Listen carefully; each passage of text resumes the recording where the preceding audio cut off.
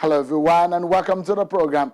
This is Politics Today live on Channels Television. I'm Sean Kimbaloye in Lagos. We begin tonight with President Muhammadu Buhari's assent to the budget. President Buhari today signed into law the revised budget 2020 of 10.8 trillion naira following the passage of the bill by the National Assembly. The signing took place inside the council chambers of the State House, Abuja, with the Vice President, Professor Yemi Osinbajo, the Secretary to the Government of the Federation, Boss Mustafa, Chief of Staff to the President, Ibrahim Gambari, some ministers and other government officials in attendance. The National Assembly had passed the revised budget, raising the total estimates to 10.8 trillion naira from 10.5 trillion sent to it by the President. The 2020 amendment budget, which I have just signed into law today, underscores our administration's firm commitment to effectively contain the spread of COVID-19 and protect the lives and livelihood of our people.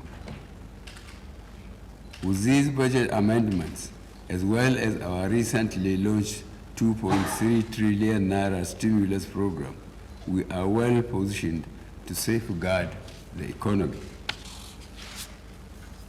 Considering recent budget implementation challenges, I have directed that efforts be made to assure effective implementation of the Appropriation Repeal and Amendment Act 2020 in order to realize its laudable objectives. The Federal Ministry of Finance, Budget, and the National Planning is in the process of effecting budgetary releases that will ensure that all ministries, departments, and agencies receive at least 50% of their amended capital budget by the end of this month.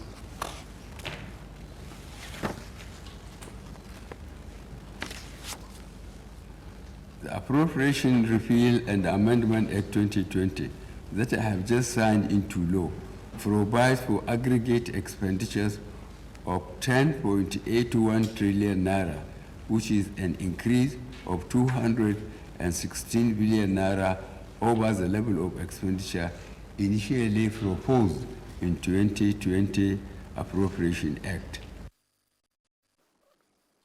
So tonight, we'll touch on the issue in Ondo State, but we will stay on our conversation on the anti-corruption war under President Muhammadu Buhari, especially the case of Mr. Ibrahim Magu. There are some updates tonight that we shall be giving to you. So the political crisis in Ondo State is where we first stop. 11 out of the 12 All Progressives Congress aspirants for the Ondo State governorship election have petitioned the APC leadership, rejecting the indirect mode of primary for the selection of the party's flag bearer. Their decision was contained in a communique addressed to the APC Caretaker Committee Chairman, Mr. May Mala Bunin.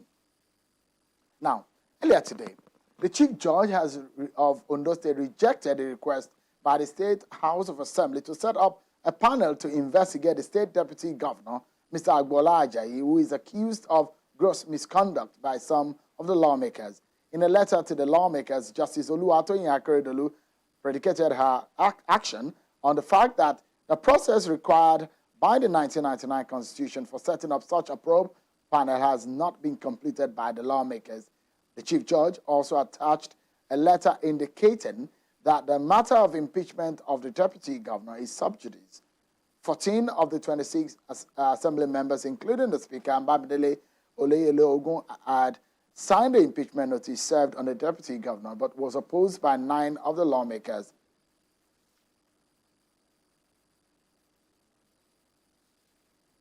Let's get some legal views on this one, and we have a senior advocate of Nigeria, Mr. Jibrin Ogutakwa, to give us a perspective on what really happened today in Ondo State. Thank you so much, senior advocate, for joining us tonight on the program. The action of the Chief Judge does look like a legal move from our own point of view about what she thinks is not properly done. What is your view based on the sort of history we have about impeachment in the state assemblies. I don't know whether you are hearing me well, Shehu. Sure, I can hear hearing you. Yeah, Senior Advocate, I can hear you. I'm not hearing you very well, but if I get you well, you are asking about my perspective to the letter by His Lordship, the Honorable Justice Akeredolu, the Chief Judge of Ondo State. Speaking for myself, I think His Lordship is correct. Every judicial officer swore to uphold the Constitution. And if from what I read from social media is anything to go by, His Lordship gave as one of the reasons that the matter is sub judice. The law is sufficiently settled that where parties have turned over their dispute to a court of law, none of the parties should engage him or herself in self-help. And I think His Lordship will go down in history as one of the finest judicial officers who has upheld the constitutional provisions on impeachment. So, by implication, Senior Advocate, what does this mean? Does it mean that they will go over the process all over again, or they'll continue to just find more members because she listed a few technical legal areas that need to be met? Now, Shehu, I do not want to call it technical. And you must have to go to Section 188 of the Constitution. Subsection 1, for instance, says the governor or deputy governor of a state may be removed from office in accordance with the provisions of this section. Now, impeachment is a grave constitutional duty. It should not be trivialized. It should not be taken like a child's play. And I think the Supreme Court made that point very clear. Once there is a matter in court, and they mark you, the Chief Judge of Ondo State is the Chief Judge of that state, and there is no matter that is pending in the court that His Lordship will not know. And the law is settled that when parties have gone to court, it does not lie in your mouth to undermine that process.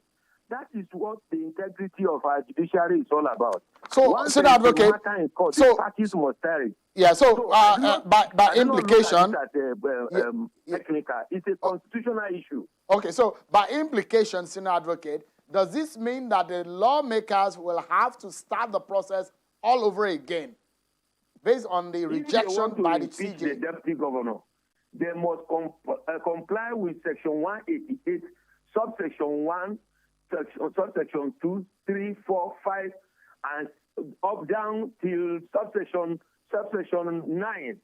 It is only when they comply with the procedure that are set out under that Constitution that they can properly activate the judicial process. I mean, the impeachment process. Once there is a misstep in any of those provisions, the impeachment will be declared null and void. You may recall that in recent time in Kogi, the deputy governor of Kogi was unconstitutionally removed, even when there was a case in court. So what it was not done in Kogi is what His Lordship had done today. And I think our judiciary must hold our political class responsible and to respect the Constitution. I'm not a politician. I'm a lawyer. I do not know the deputy governor. Indeed, if there is any breach of our Constitution, I think that the person who is involved and who needs to take a decision must have to do what he needed to be done for the Constitution to be obeyed. Because Section 1, subsection 1 of the Constitution talks about the supremacy of the Constitution. Absolutely. So we need to do what we need to do to preserve the sanctity and the constitutional fidelity that we owe to our Constitution. In any case, Constitution is the ground now. I stand by the Chief Judge. What he did was correct. And Mr. Jibrin, Mr. Jibrin Okutakwa, Senior Advocate of Nigeria, many thanks indeed for your thoughts on this matter. So let's also, thank you so much. Let's remind you that in the Ondo APC governorship primary, 11 of the aspirants have rejected the indirect mode. They wrote a letter after they agreed in a communique, wrote a letter to the caretaker committee of the party. So let's move on now to our major conversation for tonight. So President Muhammadu Buhari today approved the suspension of Mr. Ibrahim Magu as the acting chairman of the EFCC. President Buhari also approved that the EFCC Director of Operations, Mr. Mohammed Omar, should take charge of the activities of the Commission pending the conclusion of the investigation of the EFCC activities under Mr. Magu. A statement from the Office of the Attorney General of the Federation and Minister of Justice says that the suspension is to allow for unhindered inquiry by the Presidential Investigation Panel currently probing the EFCC. There are indications that the suspended acting chairman, Mr. Magu, may have applied to the Inspector General of Police, Mr. Mohammed Adamu, to be released on bail. Very crucial matter that you may have been talking about in the past days or so. It's the 5th day of the probe by the presidential panel on Mr. Ibrahim Magu. Let's get my panel tonight talking, and I have them in our Abuja studio. I have Mr. Segun Oshinaga, is a chieftain of the APC, and Dr. Kach Ononuju is a chieftain of the PDP and an economist. Thank you so much, gentlemen, for joining us tonight. I know you are sitting on different sides of the divide about the issue of the anti-corruption war and what the activities have looked like under President Muhammadu Buhari. First and foremost, let me begin with you, Dr. Kach Ononuju. The anti-corruption war, the presidency has said, well, this is the right way to go. We are making sure that everything is done and is done right. From what the president has done today, the arrest or the probe of Mr. Magu, the suspension today, what is your take on it? Thank you very much. Well, if you will remember, we did not start today. We had said in 2016, in 2017, in 2018, that the president should remove Mr. Magu. When his confirmation was taken to the National Assembly, it was denied, and we asked the president to remove Mr. Magu. I have severally, on this particular seat, asked that he be removed. Well, based on those allegations, going back those years, finally, more allegations came up. And of course, the political uncertainties you've seen in the coalition that brought about the APC into government started unraveling. And then the chief priest of the CPC, being Mr. Malami, now brought in his words to say, these are pending issues. These are also petitions against this man. These are documents that we have. Don't forget, 4 weeks ago, there was the publication of an electronic petition raised by Mr. George Ugbo against Mr. Magu. So all these things crystallized, and then the presidency was now forced to append his signature to that request to probe. And now you've seen, this is just the first week of interrogations, and we are seeing everything that we have asked as a party, that these are the things occurring. What we are doing right now as a political party, we're asking our party members and all the members of the public to write to us to tell us what they were, what was taken from them in regards to what it is that Magu will say he received. Because we know what they received is not what they are pledged. All right. So apologies to stop you for a moment, Dr. Ononuju. We need to take our first break. But when we come back, we'll dig deeper into some of the issues that you have raised. I will allow Mr. Oshinaga to respond from the APC point of view, and we look further into the activities of the Buhari government on anti-corruption war. How far? Find out more after this break. Thank you so much, everyone, for staying with us. Let's get back to conversation with Mr. Segun Oshinaga and Dr. Kach Ononuju on Buhari's administration's fight against corruption. How far is the 5th day of the probe on Mr. Ibrahim Magu? It's been suspended today, and the latest update is that Mr. Ibrahim Magu is seeking a release. From the stance of Dr. Ononuju there, do you agree with him, Mr. Oshinaga, on what he has said about these administrations and its fight against corruption? Thank you, Sheung. To start with, let me say that the Magu tragedy is a Nigerian tragedy. It's unfortunate that it has come to this level, and nobody should put partisan politics into this. What the president has done is that he has suspended him and is going through interrogation and investigation. If you asked me, I think it's a failure of the system that allows this kind of things to happen. To have a man invested with such enormous power without review, without periodic review, periodic checks and balances. It's gone on for 5 years. There have been complaints everywhere. Nothing has been done. To me, that is the tragedy there. And you know, the truth about it is that, like they say, power corrupts. Absolute power corrupts. So Magu has enjoyed almost absolute power for 5 years. Mr. Oshinaga, if I may butt in quickly. Sorry, if I may butt in quickly, Mr. Oshinaga, first and foremost, the panel report has not been concluded just yet. So we do not know what Mr. Magu has done or what he did not do just yet. The report hasn't come out yet. But if you say it's a tragedy of the Nigerian society, the question is that your government, the APC government, promised that they're going to fight corruption. So when you're now saying he's been given absolute power, who is to blame? What does this speak about your government's main agenda of fighting corruption? I mean, this government has done tremendously well in fighting corruption. I mean, the evidences are there. We've seen how much money, how much things have been. But there are some loose ends, which I wish to have tidied up. A person like Mr. Magu should have gone through periodic reviews and checks and balances, and that way you could check things. So those are missing, and I hope that the lesson that we'll learn when all this is concluded is that going forward, things will be done better. So in that sense, when you say there are loose ends, and the question that some of the opposition voices are asking is that it's 5 years on and you are discovering these loose ends. What does it speak? Is it a voice of failure or that of success? Well, it's a mixed bag, Sheung. It's not of failure, it's not of absolute success. Is that things have not been done as at when they should have been done.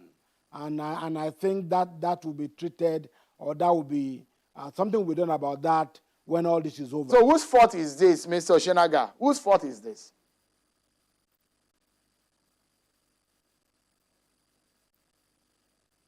Mr. Oshinaga, I'm asking that if it was not done as and when, whose fault is this?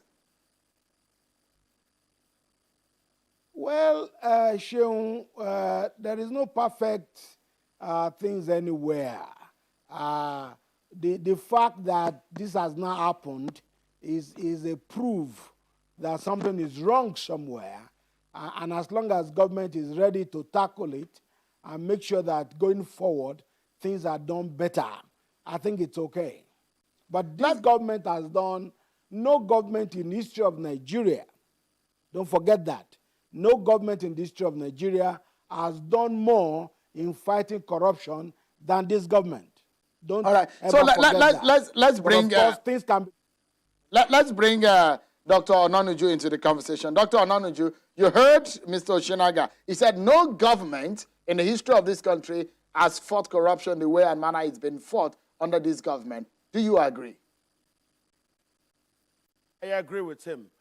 No government in Nigeria's history has ever shown itself to be this massively corrupt in the history of this country. He is correct. Nobody has ever done this quantum of corruption. Don't forget, Mr. Magu was used for recruitment. They will come to you, you are guilty, the Magu boys will go down, perform heavy shakedown. The next day you travel to your village, you come back with a card, you're in APC, you're free. That was where Magu now understood that he was being used by the APC. So he now sought to also now deal with the system. But don't also blame Magu, because Magu only continued what he saw perpetrated under Ribadu, perpetrated under Lamode, and the system did not ask questions. So, yes, now we have seen how massively the things were misappropriated. We saw money running into trillions, you know, and then we didn't see houses taken from a lot of people. We will come out as a party with our own list. Our members, what was taken of them, we have been computing since this crisis started.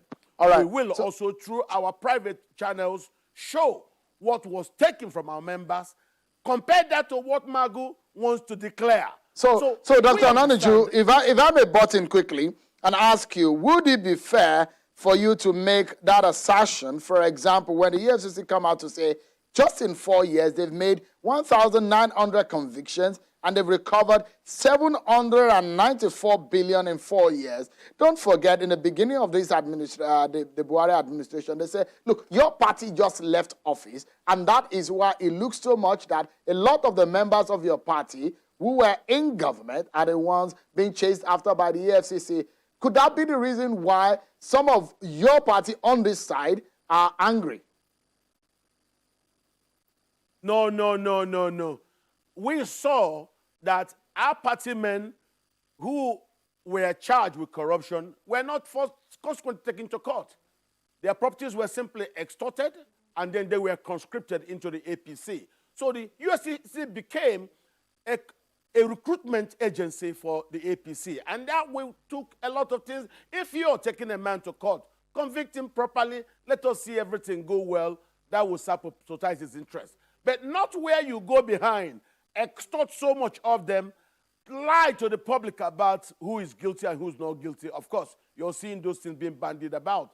I believe we should actually prosecute Mr. Magu, not witch hunt him, and undermine the faction, the power elite that we think that he is loyal to. All right. Deal with him properly.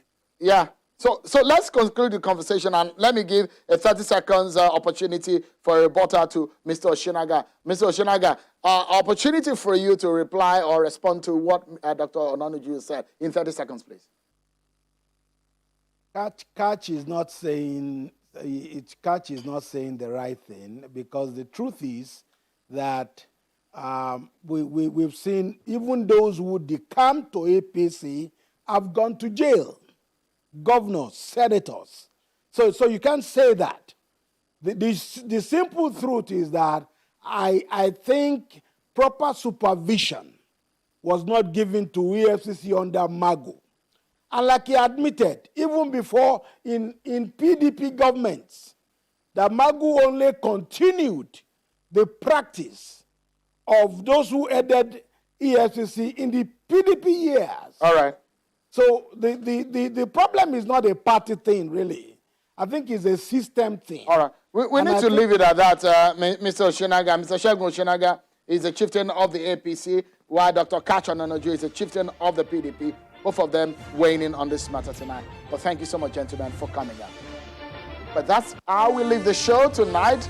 Thank you so much, everyone, for watching. I'm Sean Kimale. Bye-bye.